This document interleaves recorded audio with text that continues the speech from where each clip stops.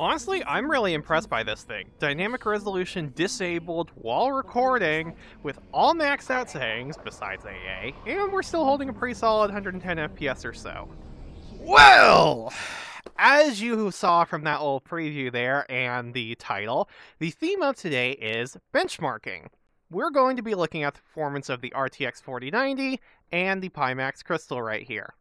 This headset boasts a jaw-droppingly high resolution of 4312 by 5100 per eye after you account for barrel distortion supersampling, or 2880 by 2880 base panel resolution. That is enough to make any GPU start nervously sweating upon hearing it. Because of this, I've decided to test the Crystal at 2 resolutions in a few games where I could do a like-for-like benchmark at least. Firstly at 100% and then around 70%. After some experimenting and seeing some other people's impressions, the around 70 to 80% range, that seems to be where you can reduce the Crystal's resolution without a significant loss in fidelity, if you are truly starved for performance. To be clear though, there is still a bit of an image degradation, and if you can run 100%, I think you should. But this is an option if you do need it. Furthermore, I have a rather special benchmark at the end showing off a major feature in the Pimax software, that being dynamic foveated rendering, so stick around at the end for it. Test-wise, this will be running on an RTX 4090, i9 12900K, and 6000 MHz CL30 DDR5 RAM. The 2 resolutions tested will be 4312 by 5100 per eye, which is 100% resolution, and then 3608 by 4268 per eye, which is 70% resolution.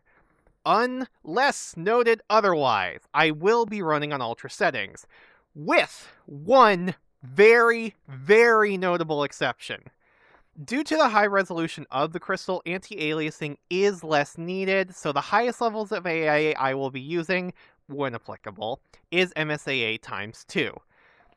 Though we will take a brief look at some situations with MSAA times 4 to show the difference in performance. If you wish to see an in-depth look at the reason for this, alongside both the performance and visual analysis, you can check out my other video covering AA on the Crystal in the description. Motion smoothing will also be disabled entirely for these benchmarks, because I've decided it's better to show unconstrained frames as much as I realistically can. Since if you're doing 75 FPS, you're still going to be forced from 45 to 90 reprojection, when you could simply tweak a few settings and more reliably avoid it entirely if you so wanted. Please also bear in mind the about 10% performance penalty while recording. Now, that out of the way, let's begin, starting with taking a look at the games I could test at both resolutions. And first up is the VR classic, Half-Life Alyx. Alyx is running with dynamic resolution disabled, and I tested both MSAA times 2 and MSAA times 4. If we look at 100% with times 2, the performance is generally pretty good. We do dip down to about 100 FPS when at the TV with Eli, but it's not bad. Rock solid 120 FPS at 70% with times 2 though. At times 4 though, we're seeing performance that is literally almost cut in half at 100% resolution for such a tiny benefit to image quality.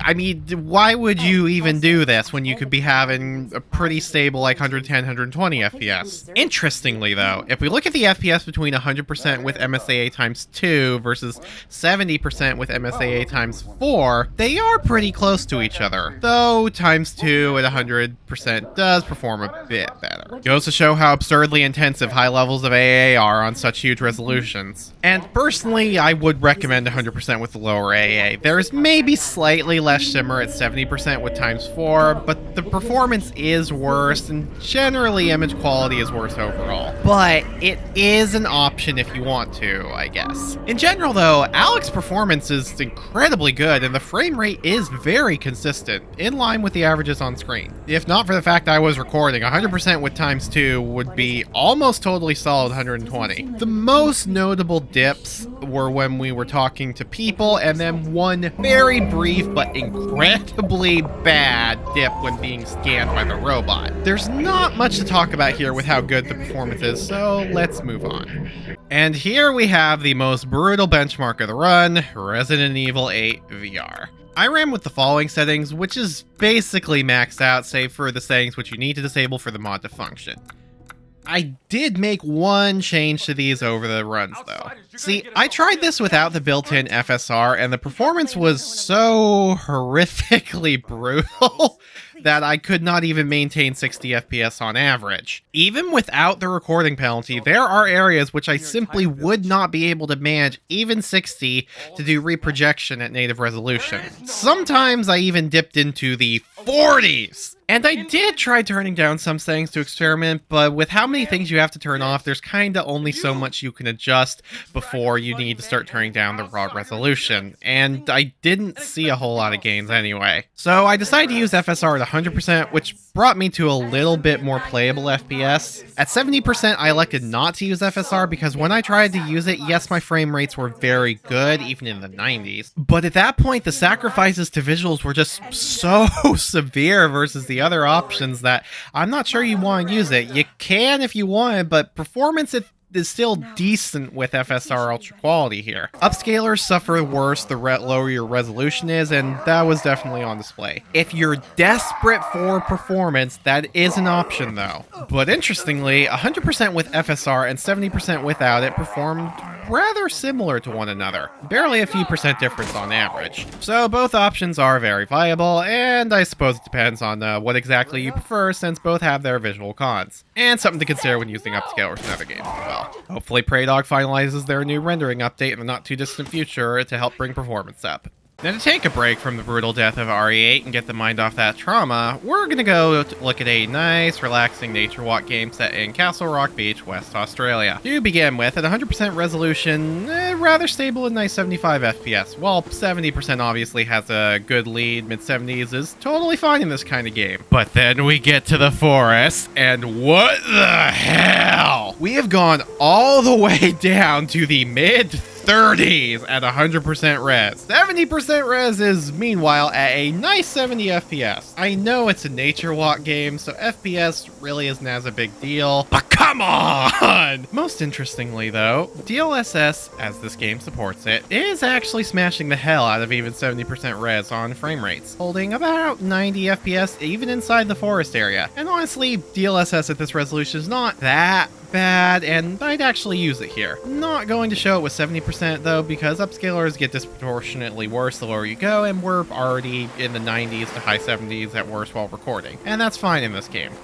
Moving back to something more exciting, here's Saints and Sinners Chapter 2. For this, we have 100% resolution with no AA and max AA versus 70% with max AA. The reason for this is because even the lowest levels of anti-aliasing would again cut my performance almost in half during some scenes, and I saw no significant delta between medium and max AA on performance. As you can see from the averages, I was already borderline refresh rate limited at 100% with no AA, so at a lower resolution I will obviously be even more so, and we might as well use it. During the boat ride, FPS is better across the board in all conditions. 100% without AA is basically utterly rock solid 120, whereas 70% with AA is hovering around 110, 120 for the most part. But then 100% with Ultra is largely pinging between 90 and 100 FPS. It is the worst performing by a rather noticeable degree. The most notable dips appear to come from getting close to character models, which isn't surprising after the opening with the old man. If max AA performed as well in the boat ride as it did there, it'd be fine at 90 FPS, but it simply doesn't. 100% with AA is in the low 50s during the same scene that 70% with AA is hitting around 80, while 100% with no AA is above 100 FPS the whole time. I think it goes to show how just insanely demanding such high levels of anti-aliasing can be in VR, but given we're talking no AA versus AA here, the presence of jaggies and shimmer is a bit more obvious at 100% without it. So there's arguably more justification to perhaps do 70% with max AA versus Alyx. Basically, I'd advise picking between 120 FPS with no AA or 90 FPS with AA, since both should be solid.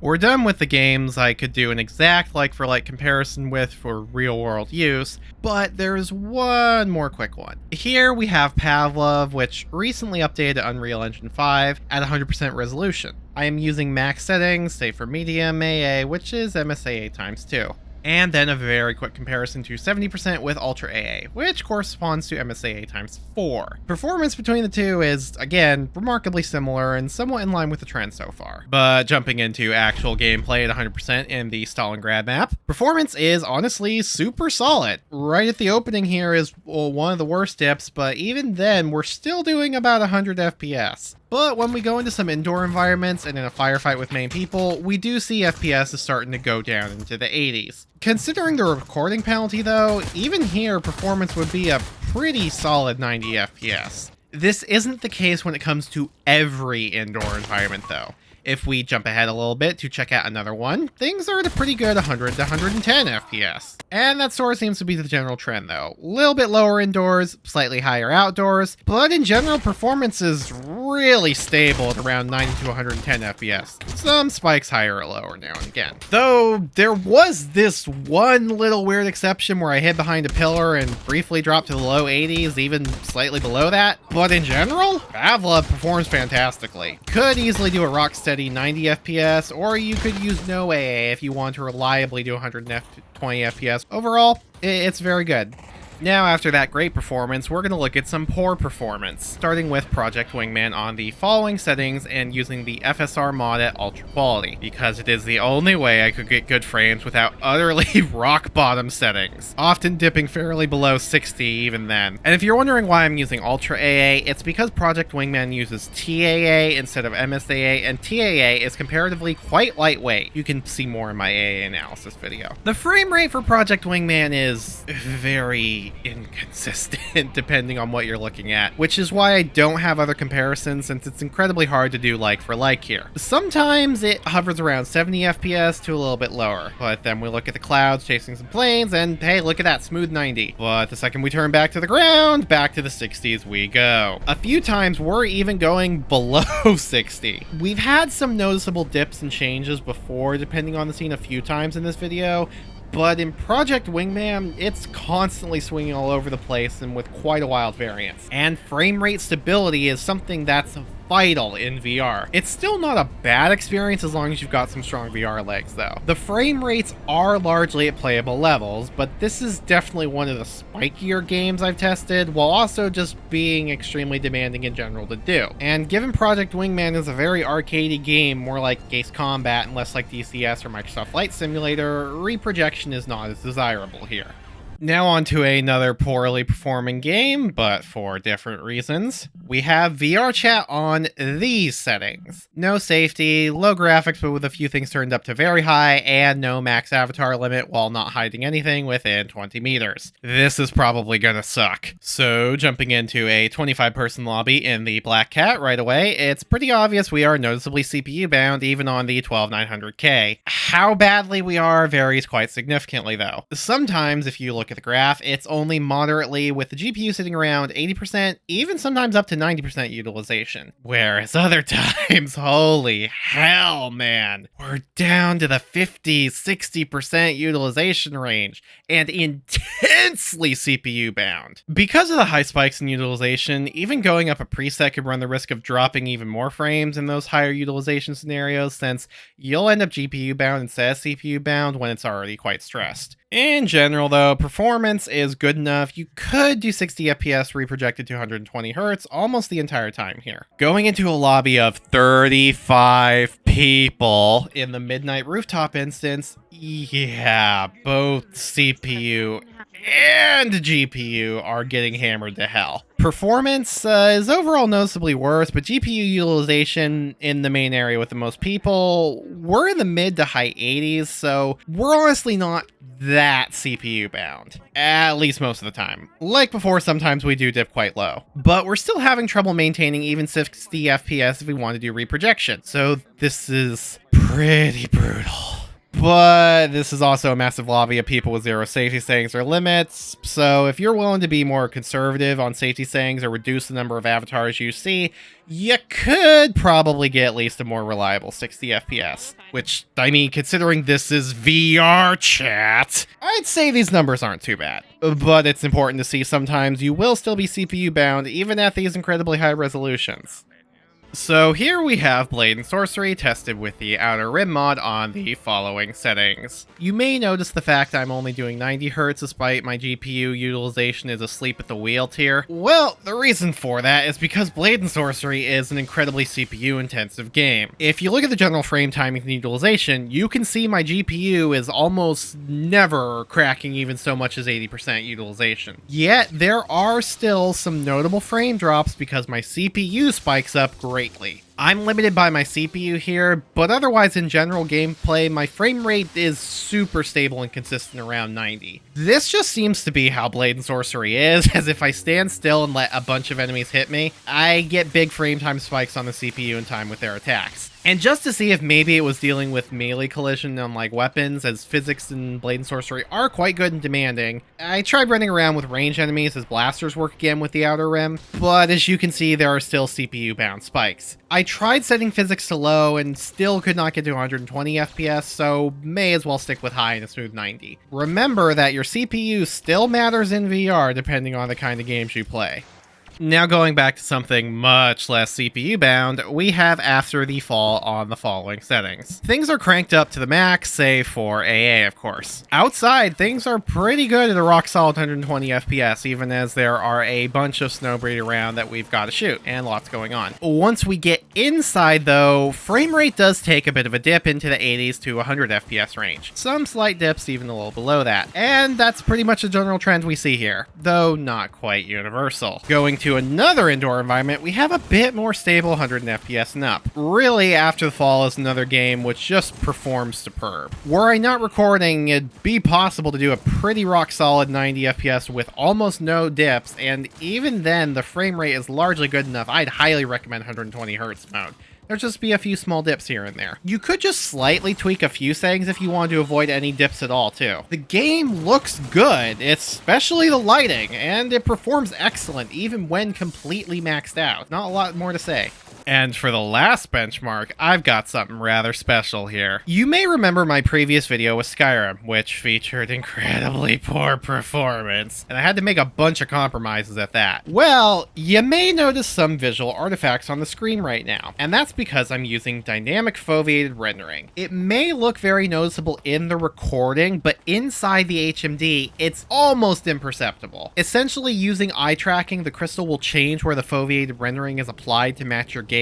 So unlike fixed foveated rendering, it's borderline imperceptible. But it's not exactly free, as we'll see in a minute. And for context, I'm running the minimalistic overhaul from my previous video, the 4K version, with full EMBs and DLAA on top of that. I am using FSR set to 0.55, balance, which is stock, is 0.65, and performance is 0.50. And I'd also disable the FSR sharpening in favor of DLAAs, but performance is not bad with that in mind, and DLAA helps significantly with avoiding such heavy upscaling artifacts. If you're wondering why I didn't do this in other benchmarks, it's because I'm planning a dedicated video, as I found some rather interesting results when testing two different systems that I want to explore in more detail, so consider this a little mini preview since the video is getting quite long as it is, and I had some issues finding notable gains on the 4090. But on Skyrim, it was immediately noticeable with the 4090, so I had to use it because the performance increase was just absurd in places. For some extra context, let's look at the run without DFR because there's a few things I need to talk about here. At first, you may not notice too much of an FPS change, but I would like to direct your attention to not the GPU, but the CPU frame times. There is a massive increase in CPU load with DFR. We've gone from like 7 milliseconds at worst to almost 12. That's pretty absurd. I did some very brief testing in variety of games, and while most saw a negligible amount of CPU load increase, something about Skyrim resulted in so much CPU load I became bound by it in some spots. Generally, performance did still noticeably improve and was worth it, but let's look at one spot where it wasn't, with some NPCs inside Whiterun. Notice my GPU utilization is in the 80s, while my CPU frame times are neck and neck with the GPUs. And I am still slightly below 80 FPS. But if we turn DFR off, we actually saw an increase in frame rate since I was less CPU bound. I went up in performance by almost 15%. Coupled with the CPU load, you might think just leave it off, right? Well, perhaps not. since, as seen by the averages, there was a roughly 16% increase in FPS using DFR. But there are a few areas where significant gains are actually seen well beyond the average. So let's take a look at one in front of the Whiterun gate. With DFR on, we're actually refresh rate capped, with the GPU utilization and frame times indicating we even have a tiny bit of headroom. And the CPU isn't even cracking 7 milliseconds. But if you turn it off, bang! Look at that, we have dropped almost 20 FPS and CPU frame times are still around 4.6 milliseconds. We got a, going by frame times, near 30% increase in GPU performance from turning on DFR, and we are still light years from being CPU bound. Though the relative CPU increase was quite high, the absolute frame times are still very low. But then there's spots where we do get decent gains, but also some rather worryingly high CPU timings, like the fire from the first video. I'm now doing just under 60 FPS with DFR, ludicrously higher than before, but my CPU frame times are almost 12 milliseconds. I am still not CPU bound, however, as disabling DFR drops my performance down to around 50 FPS. So we gained about 18% performance using it here. So really, it seems like as long as you have a strong CPU, DFR and some setting tweaks let you get perfectly playable frame rates even using one of the most demanding mod packs around on the Crystal. Yes, I did have to use some heavier upscaling, but this mod pack was designed with that in mind, and we've only gone from 0.65 to 0.55, and DLAA does significantly mitigate the issue. So overall, it's really quite cool what DFR helped enable. And there we have it, an overview of the Crystal's performance with the 4090. Honestly, I think the Crystal ran pretty well, better than and I think some people were expecting it to, given the absolutely ludicrous resolution it has. But first, let's take a quick look at the overall performance at 100% with the chart here. As you can see, there were a few cases that brought the Crystal to its knees or needed heavier upscaling, but overall, the 4090 and Crystal do really go together just simply fantastically. Even on high to ultra settings, several titles did run well enough to justify 120Hz mode. Lower levels of AA were typically used, yes, but given the Crystal's pixel density, it can definitely get away with ×2 versus MSAA ×4. And there is just such a tiny little visual drop that does not at all justify the performance hit.